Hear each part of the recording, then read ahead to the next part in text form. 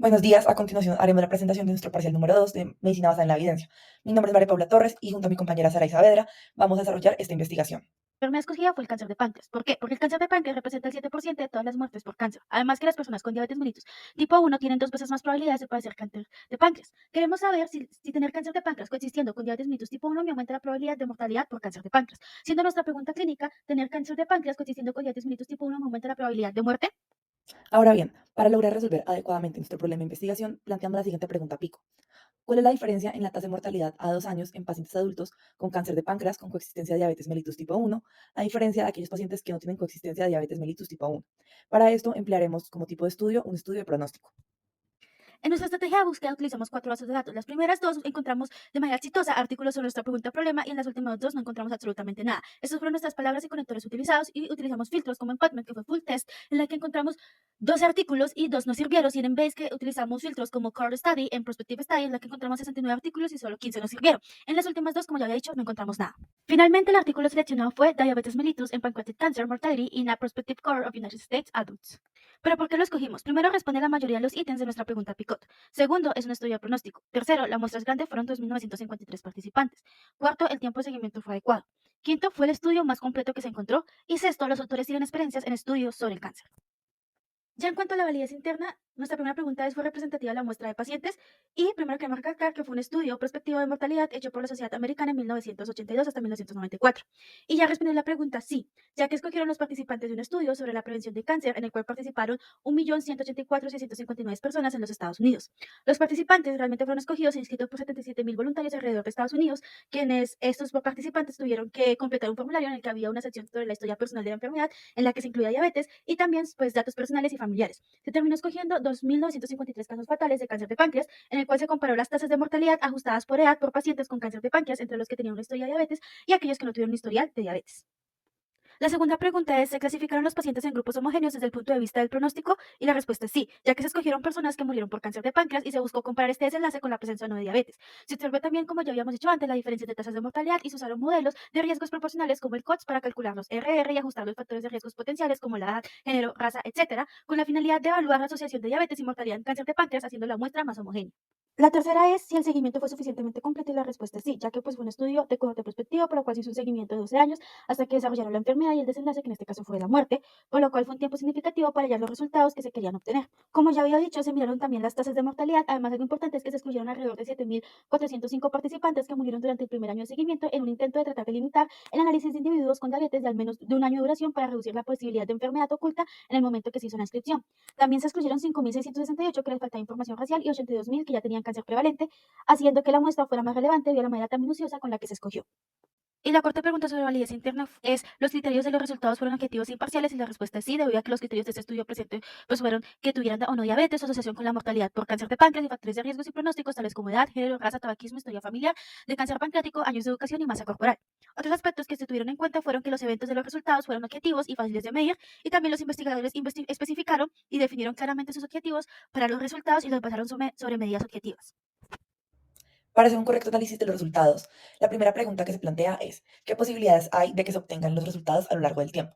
Para ello, la figura 1 presenta curvas de supervivencia ajustadas por edad para las poblaciones diabéticas y no diabéticas, donde la falta de supervivencia se definió como muerte por cáncer de páncreas.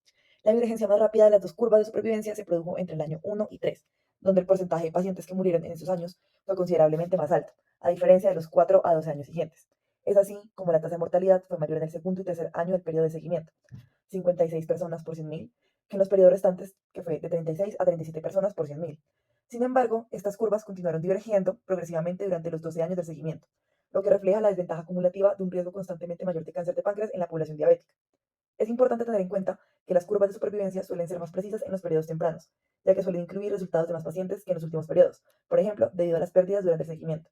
Además, es importante resaltar que el cáncer de páncreas preclínico puede causar diabetes en algunas personas hasta 3 años antes de la muerte por esta neoplasia maligna. Ahora bien, la siguiente pregunta a realizarnos es: ¿cuán precisas son las estimaciones de la probabilidad? Teniendo en cuenta que entre más precisa sea la estimación del pronóstico que proporciona el estudio, más útil será poder aplicarla y evaluarla. Esto lo podemos observar en los resultados de las tablas 2 y 3 a continuación. En la tabla 2, tanto en hombres como en mujeres, la prevalencia de diabetes reportada aumentó y tuvo mayor relevancia en los siguientes factores de riesgo. Conforme aumentó la edad, alcanzamos entre el 8 y el 9% entre los pacientes mayores de 65 años. Ahora, entre los participantes de raza negra, se alcanzó entre un 10,4% y un 11,2%. También en mujeres y en hombres con un índice de masa corporal más alto, se obtuvo un porcentaje de entre 8,5 en mujeres y 7,7 en hombres, además de la influencia que tiene una menor educación sobre ellos. Al tener un número de pacientes evaluados y de eventos relevantes que influencian el intervalo de confianza del 95%, podemos definir con mayor certeza el rango de riesgos dentro del cual es muy probable que se encuentre un riesgo real para los pacientes. En este estudio se ajustó un intervalo de confianza del 95%, teniendo en cuenta los factores modificables y los factores no modificables descritos anteriormente. Es así como podemos ver que la diabetes autoinformada se asoció con una mayor tasa de mortalidad por cáncer de páncreas, cuyo riesgo relativo fue de 1,48 y su intervalo de confianza fue de 1,30 a 1,68. Esta asociación fue similar tanto en hombres como en mujeres, siendo en hombres un riesgo relativo de 1,49 y en mujeres un riesgo relativo de 1,51, mientras que el intervalo de confianza en los hombres fue entre 1,25 y 1,77, el de las mujeres fue de entre 1,24 y 1,85. Esto también estuvo presente en personas de raza blanca, donde su intervalo de confianza fue de 1,36 a 1,79 y el riesgo relativo fue de 1,56. Por lo anterior, se puede decir que las estimaciones son precisas, ya que no hay un amplio rango en el intervalo de confianza. Asimismo, son estadísticamente significativas debido a que no cruzan el valor de 1, solamente con una excepción. En personas de raza negra, el riesgo relativo fue de 0,97 y el intervalo de confianza fue de 0,62 a 1,52. Por ello, no se encontró una asociación consistente, tanto para hombres negros y para mujeres negras. Para hombres, el riesgo relativo fue de 0,92 y para mujeres fue de más o menos 1,03. Las tasas estandarizadas por edad de mortalidad por cáncer de páncreas en la población no diabética fueron más altas en los hombres, 31 por cada 100.000, que en las mujeres, 20 por cada 100.000. Y asimismo fue más en los negros, en raza negra, 40 por cada 100.000, que en raza blanca, 24 por cada 100.000. Como se mencionó anteriormente, la muerte por cáncer de páncreas se asoció más fuertemente con la diabetes durante el segundo y tercer año de seguimiento, con un intervalo de confianza entre 1,56 y 2,69, que entre el cuarto y el duodécimo año, cuyo intervalo de confianza fue entre 1,28 y 1,38, a partir del cual tanto el riesgo relativo como el riesgo absoluto de la enfermedad se mantuvieron bastante constantes. Ahora bien, para hacer un correcto análisis de la validez externa, la primera pregunta a resolver es, ¿los pacientes del estudio y su manejo fueron similares a los de mi práctica? Entonces, a pesar de que en el estudio sí hubo una descripción explícita de las características particulares de los pacientes en cuanto a edad, raza, tabaquismo, IMC, historia familiar y educación, para realizar una comparación adecuada con nuestros pacientes, es importante tener en cuenta las estrategias terapéuticas que fueron usadas en el estudio, ya que ese es un factor que influye fuertemente en el resultado del pronóstico. Sin embargo, en el estudio no fueron mencionadas, lo cual termina representando un problema a la hora de extrapolarlo a nuestra práctica clínica. Cabe resaltar que las estrategias suelen variar entre las instituciones. ¿El seguimiento fue lo suficientemente largo? Sí, sí lo fue. Al ser una corte transversal prospectiva de 12 años, se logró evaluar el correcto futuro de los pacientes, donde se identificaron adecuadamente aquellos factores de riesgo involucrados en el pronóstico de los pacientes del estudio. Sin embargo, todas las pérdidas del estudio fueron asumidas como mortalidad por cáncer de páncreas, sin tener en cuenta que debían de reportarse las posibles causas, por ejemplo, que pudieran presentar alguna otra enfermedad paralela o simplemente que no quisieran estar más en el estudio, ya que estas podrían esconder información de gran utilidad para el estudio. Ahora bien, sí podemos utilizar los resultados en el manejo de pacientes en la práctica. En este caso, estamos tratando un pronóstico uniformemente desfavorable, donde el estudio proporciona un punto de partida esencial para una conversación médico-paciente-familia precisa, en donde se respalda la afirmación de que la diabetes mellitus sí constituye un factor de riesgo modesto para el desarrollo de cáncer de páncreas. Además, se destaca que la diabetes mellitus tipo 2 puede estar presente entre 9 a 12 años antes de realizar un diagnóstico clínico, así como individuos cuyo diagnóstico sea después de los 40 años, convirtiéndola en la de mayor riesgo de desarrollo de cáncer de páncreas, a diferencia de la diabetes mellitus tipo 1. Ahora bien, ¿qué podemos concluir? Tras realizar la búsqueda, no encontramos un artículo de cohorte transversal prospectivo que hablara específicamente de la tasa de mortalidad a 2 años.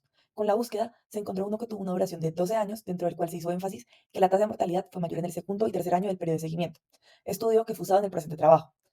Es importante señalar que en el estudio hubo una insuficiente caracterización de la diabetes, ya que no proporcionó información sobre la edad en la que se realizó el diagnóstico y tampoco hizo mención de los pacientes si eran dependientes o no de insulina. También se debe tener en cuenta que la prevalencia de diabetes no diagnosticada en la población de los Estados Unidos es casi igual a la de la diabetes previamente diagnosticada, lo cual plantea la posibilidad de que se esté subestimando la incidencia real de diabetes y que exista una clasificación incorrecta de la población no diabética, lo cual podría generar un sesgo de reporte en los resultados del estudio durante su análisis. Este es un estudio que puede ser de utilidad, pero no en específico para diabetes tipo 1, sino para diabetes en general.